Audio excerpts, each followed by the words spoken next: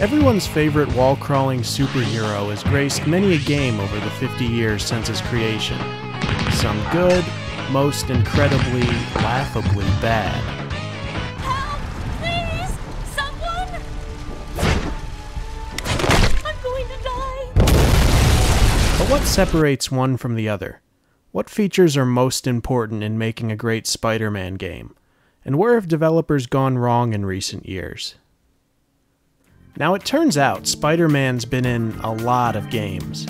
In fact, there's been over 30 different games on more than 15 different platforms released from 1978 up to today.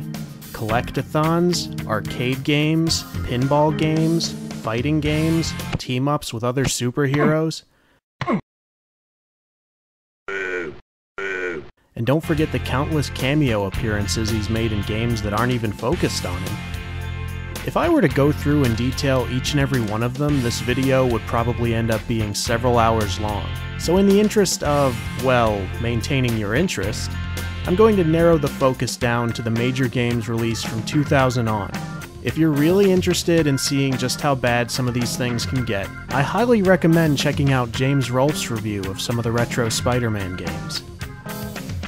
It all began, relatively speaking, in 2000 with the release of the simply titled Spider-Man on the original PlayStation and the N64. Built on the same engine used for the Tony Hawk games, this marked Spidey's first significant entry into 3D.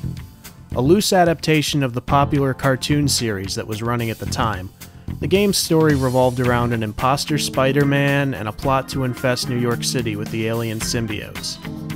With its faithful recreation of Spider-Man's signature web-swinging, wall-crawling, and fighting style, it was seen as a blueprint of sorts for many games that followed. A sequel, Enter Electro, was released a year later exclusively for the PlayStation. The game was seen as a rush job by many, with a noticeably smaller cast of characters and few improvements over the original.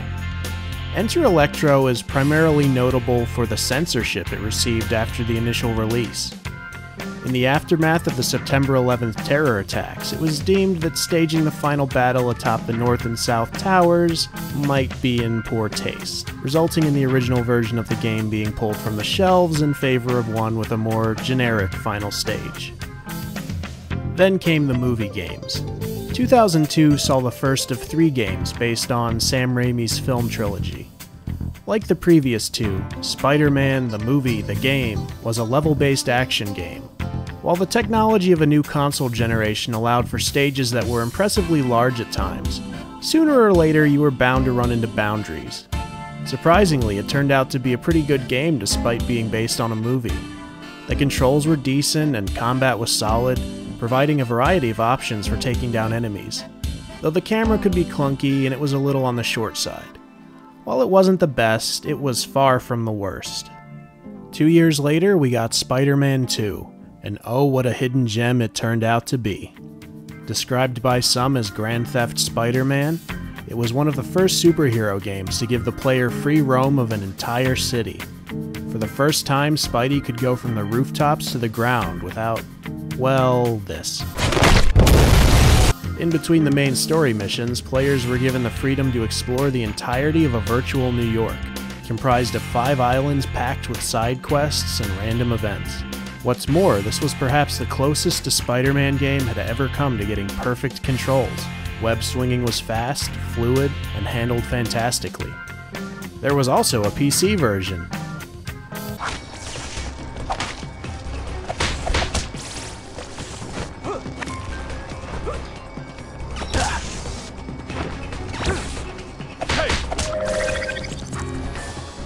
Yeah, we don't talk about the PC version of Spider-Man 2. Spider-Man 3 was largely forgettable. An early title in the current console cycle, it was plagued by ugly graphics, frequent glitches, tedious missions, and atrocious boss fights.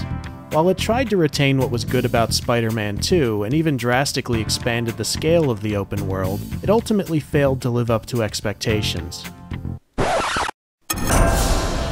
Oh yeah, Ultimate. I got so caught up in what I was doing, I forgot all about it. Ultimate Spider-Man is worth mentioning. Released between 2 and 3, but thankfully playing more like 2, it brought Marvel's Ultimate Universe to life for the first time, putting players in the role of a teenage Peter Parker. The gameplay was largely free roam, with missions and random events, requiring players to complete a certain number of city goals to advance the main storyline. The cel-shaded comic book-inspired look made Ultimate Spider-Man stand out as one of the best-looking games to come out at the end of the generation. Also, you got to play as Venom, which was pretty sweet. Now we begin to get into some murky territory. Activision is the publisher of nearly all of the Spider-Man games, and anyone who knows Activision knows that they love to milk a franchise for everything it's worth. Spider-Man games have been coming out more and more frequently in recent years, and frankly, the quality began to slip. Most of them aren't even worth mentioning, and to be honest, I haven't even played some of them. But there's still a few worth highlighting, at least in brief. With the movies over and done with, 2008 saw the first in a string of Spider-Man games with original plots. Developed by Call of Duty developer Treyarch, Web of Shadows attempted to bring a layer of choice and morality to things. Like the first PS1 game, the story focused around a symbiote invasion of New York, restoring Spider-Man's black suit and giving him the option to activate it at will. It played much like previous games, but with the addition of the occasional opportunity to make choices that impacted the direction the story would take. Web of Shadows was praised for its original story and improved combat system, but criticized for camera problems, frequent graphical glitches, and repetitive gameplay. Treyarch sadly stepped down from making Spider-Man games after Web of Shadows to focus on churning out 5 different Call of Duty games a year, leaving collaborator Beenox to take on the reins. Beenox had made few original games at that point, working primarily on movie licenses or PC ports of other companies' games, including many of the old Spider-Man games. Still, when the trailer for Spider-Man Shattered Dimensions hit, it made a fairly positive impact. I am stealth. I am speed.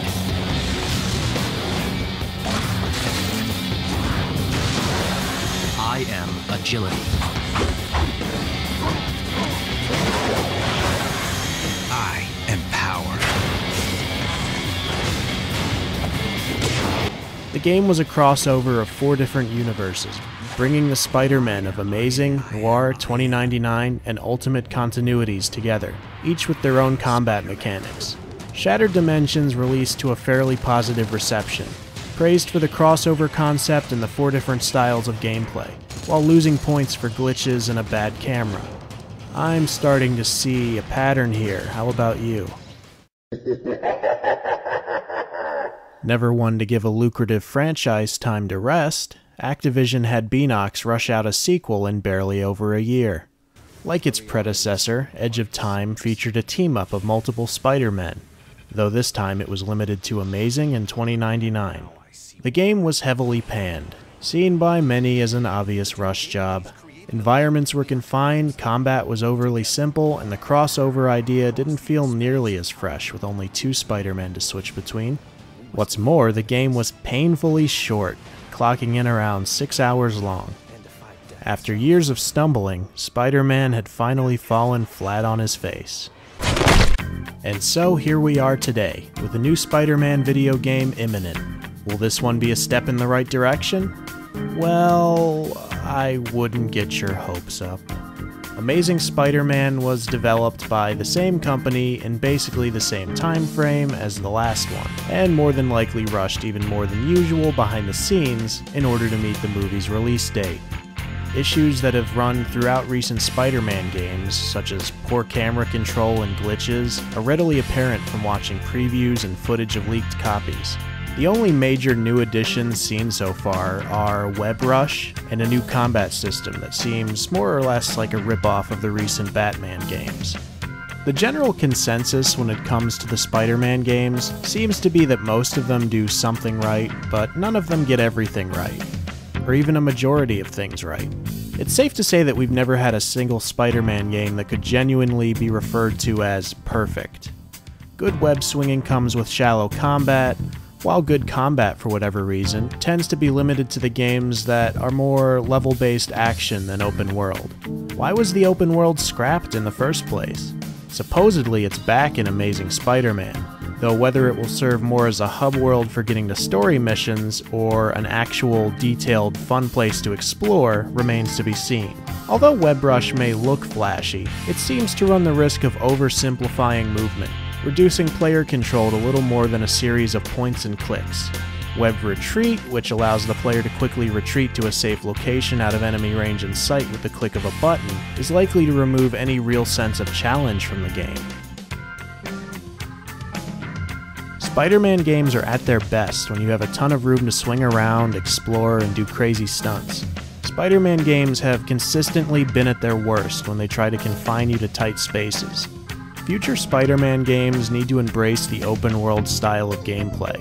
Stop sectioning off major story events into set pieces that come and go as the action demands. Incorporate as much of the storyline as possible into the open environment, and focus on expanding virtual New York into a living, breathing space. Give the world a proper day-night cycle, give its people daily routines, take advantage of innovations in AI to create an expansive system for generating dynamic events. Above all, give whatever developer works on future games the time and freedom to actually experiment and produce a quality product. As much as Activision would like to believe people won't get tired of Spider-Man anytime soon, if they continue to put out what amounts to stripped-down versions of the same game with new coats of paint every year, this series could easily go the way of Tony Hawk or Guitar Hero. Spider sense tingling.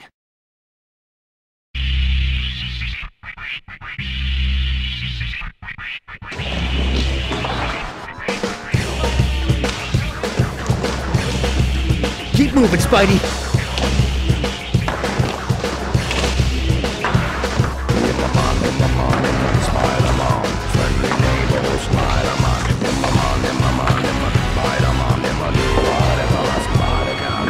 Tony Hawk! Hey, I skated with that guy.